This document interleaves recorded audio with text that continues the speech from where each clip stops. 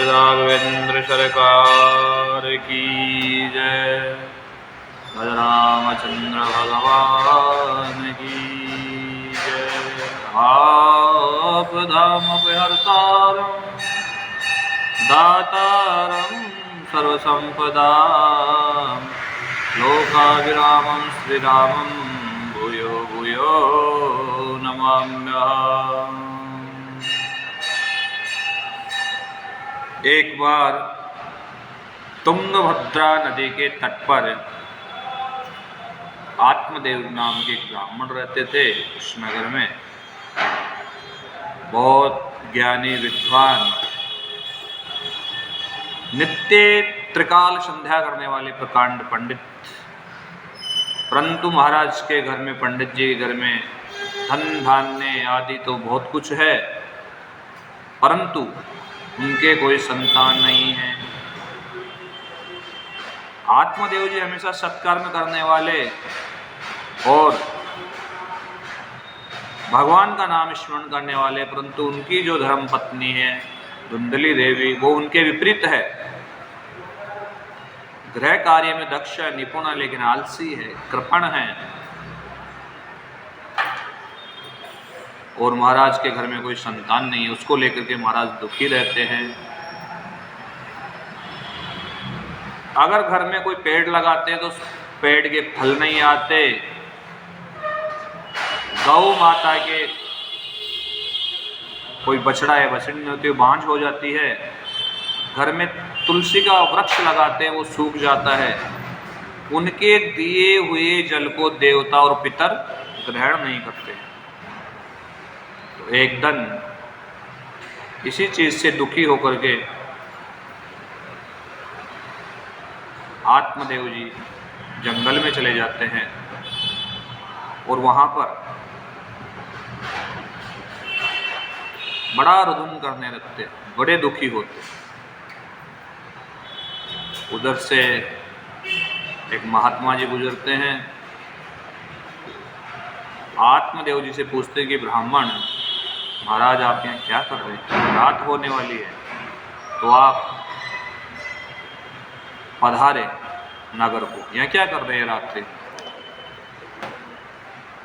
तो उन महात्मा से पंडित जी बोलते हैं कि हे मुनि, मैं बड़ा दुखी हूँ कि मेरे कोई संतान नहीं है। तो सन्यासी महाराज के मस्तक की रेखा देखते हैं और उनको बोलते हैं कि महाराज, आपके जन्म में नहीं, अगले 7 जन्म तक कोई संतान का योग नहीं है।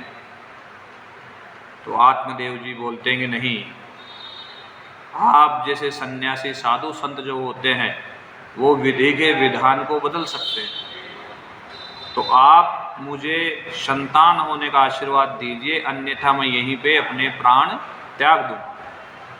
महाराज बड़े समझाते हैं महात्मा जी आत्मदेव जी को, लेकिन उनकी समझ में नहीं आता। फिर बाद में उनको एक फल देते हैं कि ये फल जा करके अपनी पत्नी को दे देना, तो तुम्हारी संतान होगी। आत्मदेव जी खुश होकर के घर आते हैं, धुंधली देवी को फल देते हैं कि तुम इसे खा लेना, इससे अपने घर में संतान होगी। धुंधली देवी उस फल को गाय को खिला देती है कि कौन बच्चे का लालन पोषण करेगा, कौन 9 महीने तक प्रसव पीड़ा का दुख है वो उठाएगा। ये सोच करके उस फल को गाय को खिला देती है।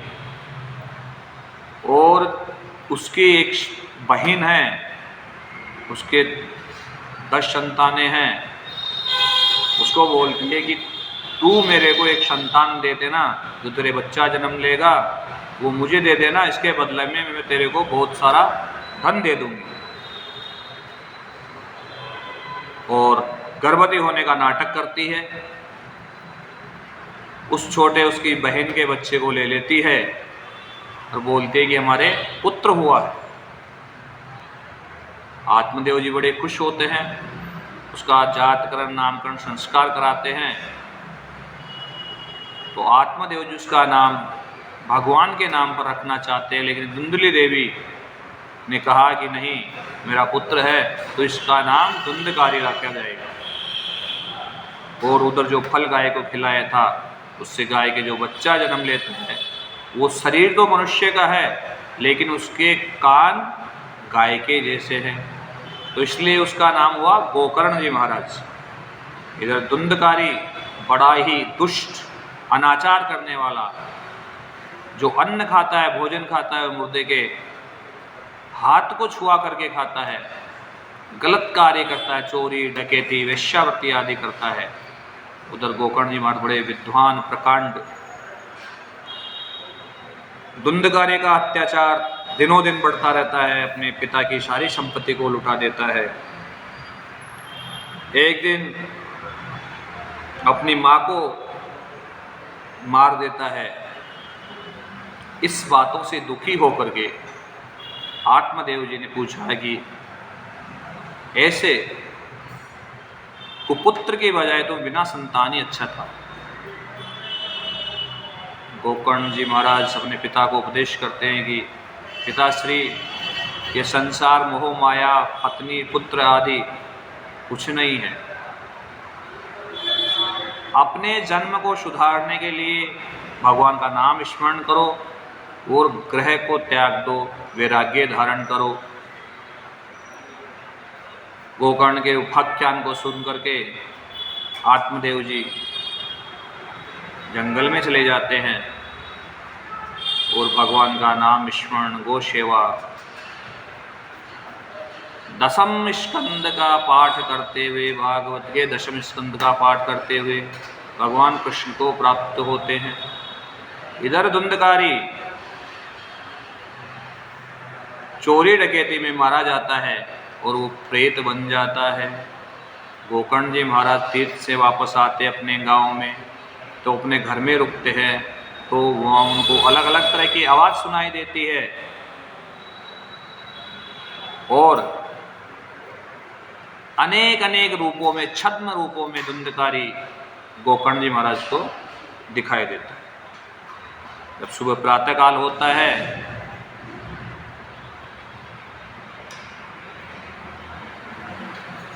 तो सूर्य को स्तब्ध करते थे गोकर्ण जी महाराज और बोलते हैं कि मेरे जो भाई है धुंधकारी वो प्रेत बन गया, तो उसे मोक्ष कैसे हो। भगवान सूर्य नारायण बोलते हैं कि 7 दिन का सप्ताह वाचन श्रीमद् भागवत कथा आप सुनाएं तो धुंधकारी की प्रेत योनि से मुक्ति होगी। बोले राजा रामचंद्र भगवान की जय, कृष्णचंद्र भगवान की जय।